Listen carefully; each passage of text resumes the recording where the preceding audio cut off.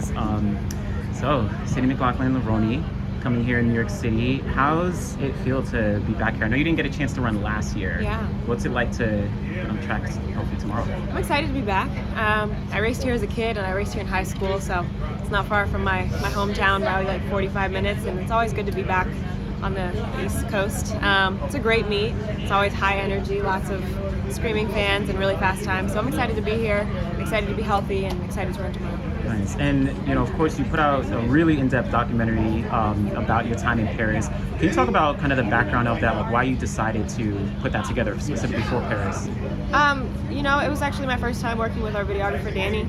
He's a really amazing director and videographer, and we were just, this was our first time working together. And he just wanted to tell a story, and I think it was cool to kind of show track and field a little bit behind the scenes, and be able to kind of show them what goes into a race like Paris. And I don't know, just bringing some more eyes to the sport is always cool, and I'm grateful we were able to do it in what I thought was a really beautiful way. Yeah, it was amazing. Yeah. Like really diving in. Do you hope to maybe do that a little bit more as you go through the season? Yeah, that's my hope. I'll be honest, it's a little hard just trying to get access to videos and get him credentials and all those things. My goal is to help build our sport if we can, but I think track and field needs to want to build track and field.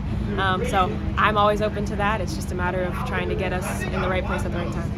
And in there, you of course had clips of you and Bobby on the practice track kind of talking about the 400, but in the mindset of the 400 hurdles with the marks and all that. Yeah. That seems a little bit easier for you to process than just running regular 4. It's much easier. I know where the hurdles are supposed to be and where I'm supposed to be at certain hurdles. So it makes it familiar language for me because I'm still learning the 400.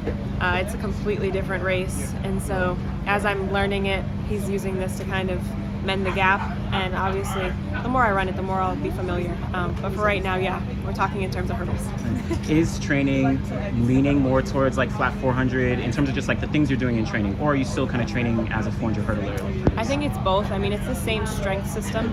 Obviously one's a little bit more technical, but for right now it's just building that base that the 400 provides, and then if we decide to, at some point this season switch back to the hurdles, we know that strength is there, and it's just a matter of cleaning up the technique. And I will ask, so at the end of it, you were super excited, right? Got a personal best, but you did kind of hint oh, we have 2.5 more months. Yeah. But you just ran a 400. Is that That's correct. Yeah. For me, as of right now, that's where I know I am. Mm-hmm. I'm running today. I'm running tomorrow, and at USA. So as of right now, I'm in 400 mine. But who knows? Bobby might very well be nope, we're going back to hurdles. And he's prepared me for that, and he's told me, after USA's we'll make a decision. So as of right now, I can only focus on one event at a time, which is the 4. And if we decide 400 hurdles afterwards or whatever it is, then I'll have to figure that out when the time comes. No worries. Did you have anticipation as you ran in the 60 in Boston earlier in the year, and then of course Paris was your opener? Was there a lot of anticipation, okay, I'm ready to get back on the track? Yeah, it's always hard when you just don't know where you are. Obviously opening up your season's always very nerve-wracking, trying to figure out where your training's at. But it was a great first race, great for us to see where we are, what we need to go back, what we need to work on and fix, and shake some of those first race nerves off, and feeling a lot more comfortable going into tomorrow. And just 2 more questions. Oh, yeah, just last question. What excites you about, what are you looking forward to for the year? I love change in terms of just pushing myself to be better. Obviously, it's not always comfortable, but I love, seeing what I'm capable of doing.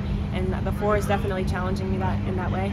And I think it's going to translate back to the 400 hurdles really well. So right now, I'm just taking it one day at a time and learning what I can. And, hopefully by the end of this year, I'll be an overall better athlete than when I started. Beautiful. Thanks so much, Cindy. Thank you.